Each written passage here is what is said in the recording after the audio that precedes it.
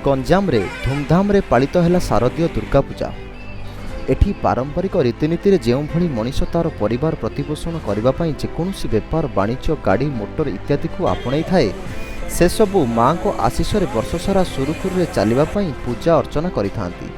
माँ को आगमन में आज दिनटी शुभ हेतु अभाव अनटन न रही वर्ष सारा पेट को दुई मुठा दाना पाइबापी आज जमीर नुआ धान को अमल कर चाउल संग्रह कर नुआखाई पालन कले ओडिशावासी।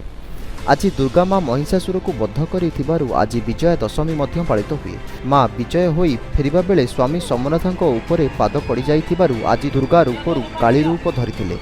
दुर्गा माँ को भूलर क्षमा करने को स्त्री माने एथिपाई सोमनाथ व्रत पालन करिथांती। ये ओडिशा रे एक विख्यात पर्व दशहरा दुर्गा पूजा से आमर ओडिशावासी विशेषतः आज समस्ते नुआ खाइबे एवं दुर्गा को पूजा करेंगे बुझे आ समस्ते आनंदर सह उत्साह ये कार्यक्रम पालन कर। अच्छा ये जो जान वाहन जेकोसी गोटे आमर मिल हो जेकोसी जिनस आमर रही पूजा करा जाए ए कौन पाए सब दुर्गा शक्ति सब से शक्ति की प्रयोग करने आम वर्षक जाकर गोटे दिन रखी दशहरा से दशहरा पर्व को आम पालन कर समस्त आम उत्साह सहित वर्षक जाक आराम किसी न हो बाधा विघ्न किसी न आसुन शांति चलने दुर्गा को डाकती समस्ते स्तुति पाठ कर पूजा पाठ करती।